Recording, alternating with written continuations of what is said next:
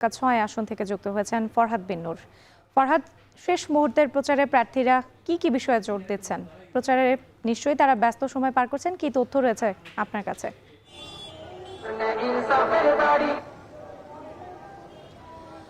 রাত্রি আমরা যে চিত্রটি দেখছি যে একেবারেই নির্বাচনের প্রচারণার যে শেষ সময়ে এসে প্রার্থীরা কিন্তু যেখানে যেখানে যেই জায়গাগুলোতে তারা যেতে পারেনি, যাদের কাছে তারা পৌঁছাতে পারেনি, সেখানে কিন্তু তারা পৌঁছানোর চেষ্টা করছেন এবং আমরা দেখছি যে তারা কিন্তু শেষ সময়ে এসে অনেকে মিছিলও করছে। আমরা এই মুহূর্তে যেই চিত্রটি দেখছি ঢাকা ৬ আসনে, এই মুহূর্তে আমরা রয়েছে ইত্তেফাক মোড়ে। এখানে জামায়াতে ইসলামী মনোনীত যিনি প্রার্থী ঢাকা ৬-এর ডক্টর আব্দুল মান্নান, তিনি একটি গণমিছিল এখানে আয়োজন করেছেন এবং এটি কিছুক্ষণের মধ্যে শুরু হবে। এর মধ্যে নেতাকর্মীরা কিন্তু আসতে শুরু করেছে।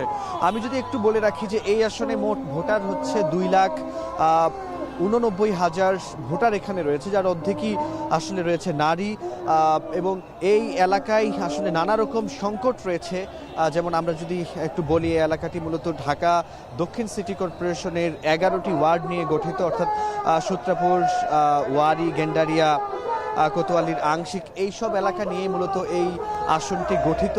তো এখানে নানা রকম ড্রেনেজ সিস্টেম থেকে শুরু করে গ্যাস সংকট, খেলার মাঠ, শিক্ষা প্রতিষ্ঠান, নানা রকম সংকট কিন্তু এখানে, এবং স্বাস্থ্যসেবা, সেই সংকটগুলো রয়েছে। এই সংকটগুলো সমাধানের নিশ্চয়তা দিয়ে প্রতিশ্রুতি দিচ্ছেন প্রার্থীরা। আমি একটু যদি বলে রাখি, এখানে প্রার্থী জাতীয় পার্টির প্রার্থী রয়েছেন, বিএনপির প্রার্থী রয়েছেন, জামায়াতে ইসলামীর প্রার্থী রয়েছেন, এছাড়া বেশ কিছু স্বতন্ত্র প্রার্থীও কিন্তু এখানে রয়েছে। তো আমরা দেখছি যে একেবারে শেষ সময়ে এসে এভাবে করে মিছিলে তারপরে নানা রকম প্রতিশ্রুতির মধ্য দিয়ে কিন্তু এই নির্বাচনী প্রচারণা চলছে।